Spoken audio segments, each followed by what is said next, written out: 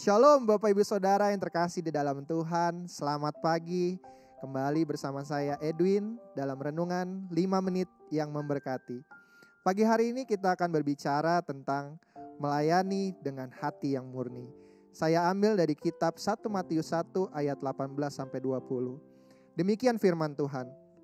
Tugas ini kuberikan kepadamu Timotius anakku, sesuai dengan apa yang telah dinubuatkan tentang dirimu, supaya dikuatkan oleh nubuat itu, engkau memperjuangkan perjuangan yang baik dengan iman dan hati nurani yang murni. Beberapa orang telah menolak hati nuraninya yang murni itu, dan karena itu kandaslah iman mereka. Di antaranya Himeneus dan Alexander yang telah kuserahkan kepada iblis supaya jera mereka menghujatnya. Pagi hari ini kita belajar bahwa kita harus melayani dengan hati yang murni. Seorang anak biasanya diajar untuk mendengarkan kata hatinya. Misalkan ketika hendak mencontek sewaktu ujian, jantungnya berdebar-debar dan ia berkeringat dingin. Dikatakan sebenarnya hatinya sedang berbicara, memberitahu bahwa hal yang akan dilakukannya adalah sesuatu yang salah. Memang benar Tuhan memakai hati manusia untuk berbicara kepada umatnya. Rasul Paulus berbicara mengenai hati nurani yang murni di dalam diri Timotius. Ketika kata hati tidak dicemari oleh hal-hal buruk atau keinginan-keinginan yang menyimpang, dia tetap berjuang menurut jalan Tuhan. Hati nurani yang murni memelihara kita untuk tetap berada di jalan yang benar.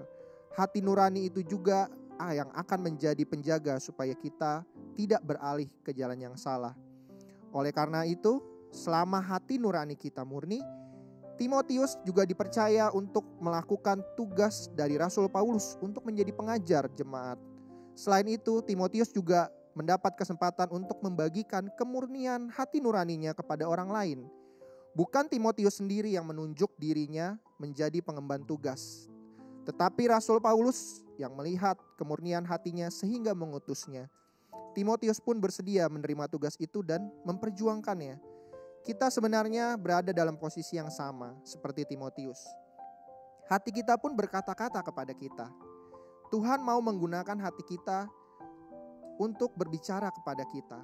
Kalaupun hati nurani kita pernah tidak murni atau saat ini sedang tidak murni Bapak Ibu, karena berbagai keinginan dan kebiasaan, dosa dan lain sebagainya, Tuhan akan menolong kita untuk membersihkan dan memurnikannya. Asalkan kita bersedia. Dengan hati nurani yang dimurnikan, kita akan menerima tugas pengutusan dari Tuhan. Dengan iman yang murni, kita akan turut dalam pekerjaan Tuhan. Apakah pekerjaan ini berat menurut kita? Ya, berat. Apakah pekerjaan ini beresiko? Tentu. Namun kalau kita berkesempatan menerima tugas dalam pekerjaan Tuhan, sambutlah dengan penuh kesediaan dan perjuangkan dengan hati yang murni.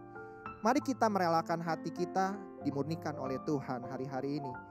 Sehingga dalam pelayanan, iman kita tidak kandas dan pekerjaan yang kita lakukan adalah seturut kehendak Tuhan. Saya yakin dan percaya pagi hari ini kita mau hati kita dimurnikan oleh Tuhan. Dan kita bersedia bahkan rela hati untuk memiliki hati yang murni. Terima kasih, Tuhan Yesus memberkati.